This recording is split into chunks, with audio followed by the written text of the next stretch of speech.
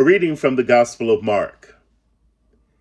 Then he returned from the region of Tyre and went by way of Sidon towards the Sea of Galilee, in the region of the Decapolis. They brought to him a deaf man who had an impediment in his speech, and they begged him to lay his hand on him. He took him aside in private, away from the crowd, and put his fingers into his ears, and he spat and touched his tongue.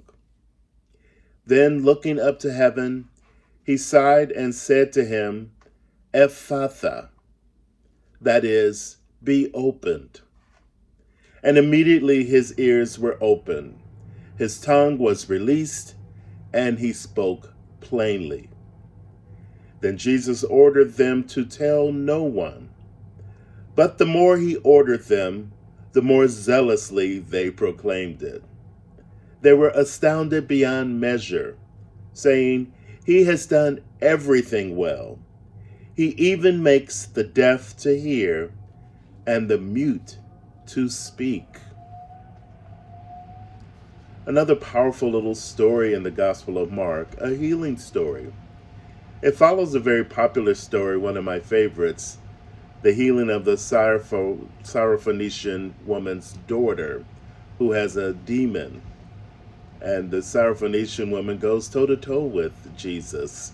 She speaks very plainly herself. It seems like she already has her ears open and she's ready to give Jesus a word or two. Now Jesus moves about in the region of Tyre, in the region of the Decapolis, meaning that he's still in Gentile territory. He's still on a mission. And they brought to him a deaf man with a speech impediment. Like the Syrophoenician woman, this man with these disabilities would have been isolated from society, not able to interact and not able to hear or understand what's going on. But it appears there's a compassionate crowd who goes to bat for him, and they bring him to Jesus, and they beg Jesus to heal him. I really like that emphasis on a community of support that brings him to Jesus. I know years ago when I had a difficult surgery and I had to learn how to walk all over again and how to take care of myself and how to feed myself, it was only because of the medical staff and friends and family who brought me and did things for me. I never would have made it on my own without that love and support from a community. I love that aspect that they brought him. Maybe you have someone in your community who needs your support, or maybe you're the person who needs the support of the community.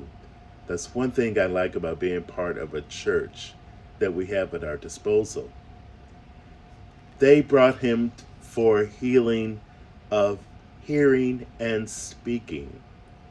Hearing and speaking are foundational to the spiritual world, as well as just learning in general.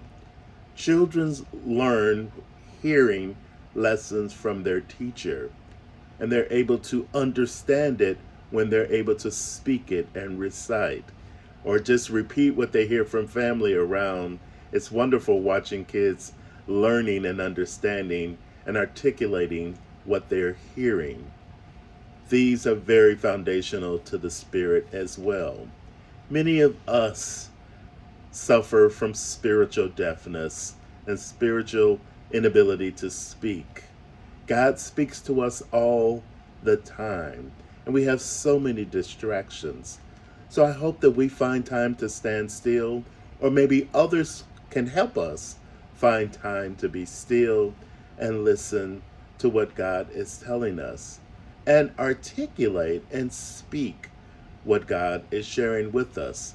I personally do not like public speaking at all, but I feel that's also part of the call and part of my responsibility as a member of the Christian faith to speak what I've heard. And I think you have that as well.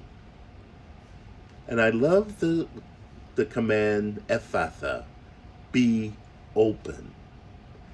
I think that's the main point of this passage, entreating us, inviting us.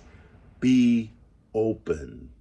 Be open to hear what God is sharing with you these days. And be open and courageous enough to share with others.